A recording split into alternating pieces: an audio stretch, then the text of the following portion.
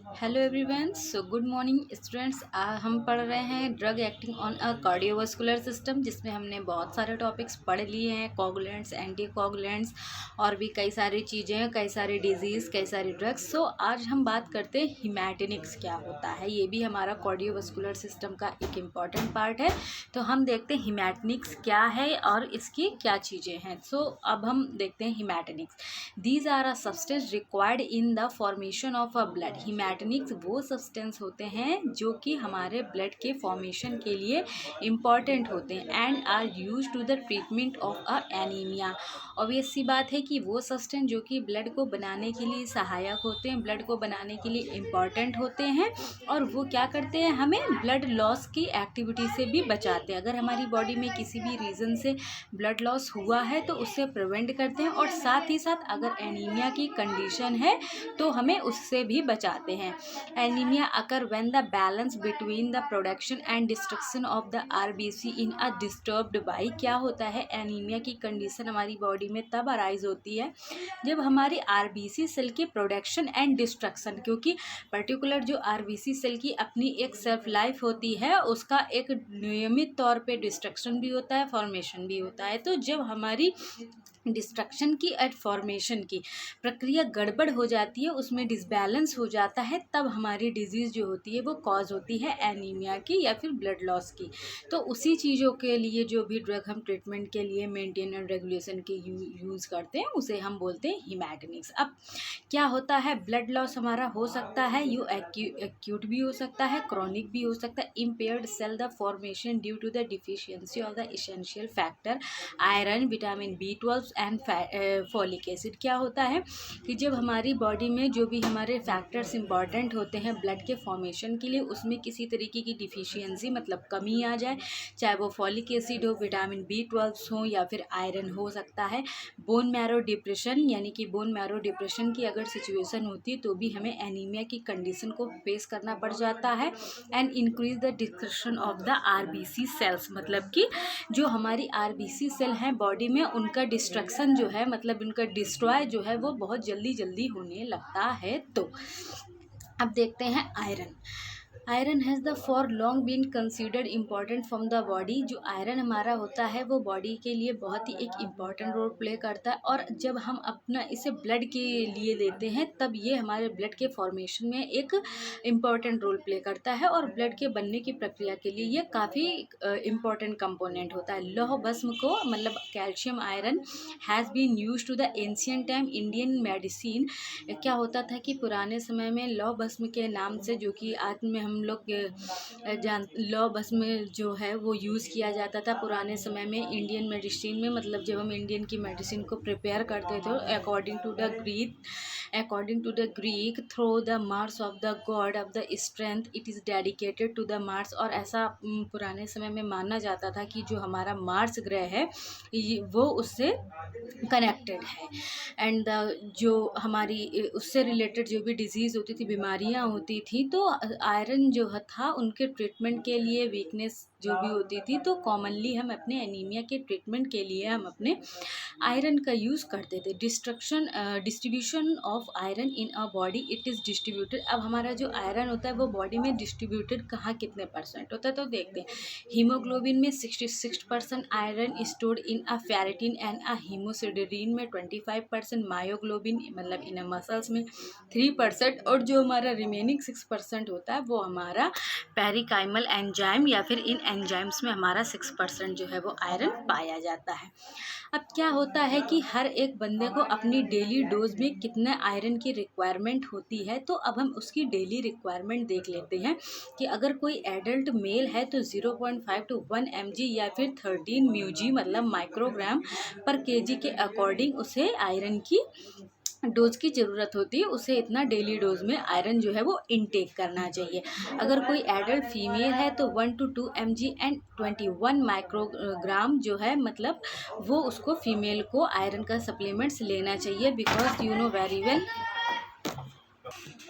Because students आपको पता ही है कि जो फीमेल में है वो अब ब्लड का लॉस थोड़ा ज़्यादा होता है ड्यूरिंग टू मेंस्ट्रुअल साइकिल। जो फीमेल्स हैं उनमें ब्लड का लॉस ज़्यादा होता है और तभी इस कारण से उनमें कुछ फीमेल में आयरन की डिफिशियंसी हो जाती है। तो उन्हें अकॉर्डिंग मतलब कंपैरेटिवली टू मेल्स जो होता है वो फीमेल्स को आयरन की आवश्यकता थोड़ी ज़्यादा होती है। इन्फेंट्स जो होते हैं उनमें 60 माइक्रोग्राम पर केजी के हिसाब से आयरन की डेली डोज की रिक्वायरमेंट होती है और चिल्ड्रन को 25। एंड प्रेगनेंसी की कंडीशन में यदि कोई महिला है तो उस समय उसको आयरन की कमी ज़्यादा होती है। तभी आपने देखा होगा कि प्रेगनेंसी के टाइम पे महिलाओं को फोलिक एसिड एंड जो आयरन के सप्लीमेंट्स हैं वो दिए जाते हैं। तो हमारा 3 to 5 mg या फिर 80 माइक्रोग्राम पर केजी के अकॉर्डिंग जो है एक प्रेग्नेंट महिला की डेली डोज की है आयरन की रिक्वायरमेंट। सो अब हम देखते हैं कि वो कौन कौन से डाइटरी सोर्सेज हैं जिनके थ्रू हमें आयरन मिल सकता है, किस किस डाइट को लेने से हमें आयरन की अच्छी क्वांटिटी मिल सकती है। तो अब हम देखते हैं जो रिच सोर्स हमारे होते हैं आयरन को लेने के,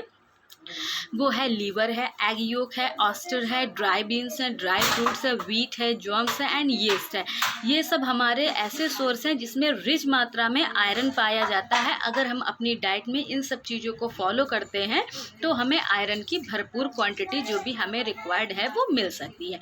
अब मीडियम में क्या हो सकता है, मीट है, चिकन है, फिश है, स्पिनिच है, बनाना एंड एप्पल। ये ऐसे सब्सटेंस हैं जिन्हें हमें आयरन मिल सकता है और मिलता भी है। एंड जो बहुत ही पुअर अमाउंट में जो हमें मिलता है उसमें वो क्या हो सकता है, मिल्क एंड मिल्क के प्रोडक्ट्स हो सकते हैं एंड जो हमारे रूट वाले वेजिटेबल्स होते हैं उनमें हमें मिलता है आयरन। अब हम देखते हैं कि पेरेंट्रस आयरन में क्या होता है, मतलब कि iron dextran it is a high molecular weight का होता है, कोलाइडल सोल्यूशन होता है जो कि कंटेन करता है 50 mg elemental iron ml। It is a only preparation that can be injected the IM मतलब intramuscular as well as the IV by the IM route. मतलब क्या होता है, आयरन डक्सट्रॉन्स के जो हमें इंजेक्शन दिए जाते हैं ये एक हाई कोलाइडल सोल्यूशन होता है और 50 mg एलिमेंट्स जो है वो आयरन का कंटेन करता है और इसकी प्रिपरेशन को जो हम प्रिपेयर करते हैं उसे IV या IM के थ्रू हम प्रिफर्ड करते हैं अपनी बॉडी में। इस रूट से हम जो है वो इंजेक्ट कर सकते हैं। अब क्या है कि एडवर्स इफेक्ट क्या होते हैं, तो हम बात करते हैं एडवर्स इफेक्ट की। लोकल पेन मतलब कि site of IM injection, pigmentation, the skin sterile, the asbestos and specially old and patient. क्या होता है कि आयरन हमें एक जो साइड इफ़ेक्ट हमारा आयरन देता है वो क्या आता है कि ड्यूरिंग टू पेरेंटल जब हम इसे इंजेक्ट करते हैं तो स्किन में ये थोड़ा सा पिगमेंटेशन कॉज कर सकता है। एंड सिस्टमिक इफेक्ट अगर ये अपना आयरन देगा तो क्या है कि हमारी बॉडी में फीवर अराइज हो सकता है, हेडेक हो सकता है, जॉइंट्स में पेन की कंडीशन आ सकती है, फ्लशिंग हो सकता है, पाल्पिटेशन हो सकता है, चेस्ट में पेन हो सकता है, lymph node enlargement. These are adverse effect of iron. अब यूज़ देखते हैं कि अब यूज़ हमारा आयरन का क्या है हमारी बॉडी में। आयरन डिफिशियंसी अगर हमारी बॉडी में हो जाती है तो हमें एनीमिया की कंडीशन अराइज होती है एंड मेगालोब्लास्टिक एनीमिया। इसके कारण आयरन की डिफिशियंसी हो सकती है, एनीमिया कॉज हो सकता है। और जो एनीमिया का एक टाइप है megaloblastic, this type of anaemia cause by the deficiency of iron. So इसके ट्रीटमेंट के लिए भी हम यूज़ करते हैं। अब हम बात करते हैं विटामिन B12 जो कि मतलब दूसरा काफ़ी इंपॉर्टेंट कंपोनेंट है हमारे ब्लड के फॉर्मेशन को बनाने के लिए, उसके रेगुलेशन को मेंटेन करने के लिए। साइनोकोबालामिन इसका दूसरा नाम है and hydroxocobalamin are the complex cobalt containing the compound present in a diet and referred as a vitamin B12।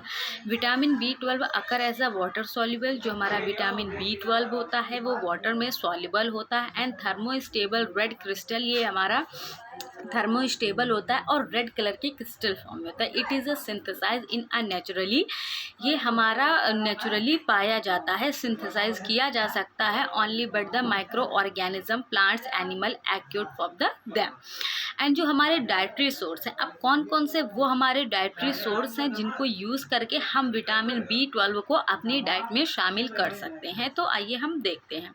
Liver है, किडनी है, सी फिश हो गया, एग योक हो गया, मीट है, चीज़ है।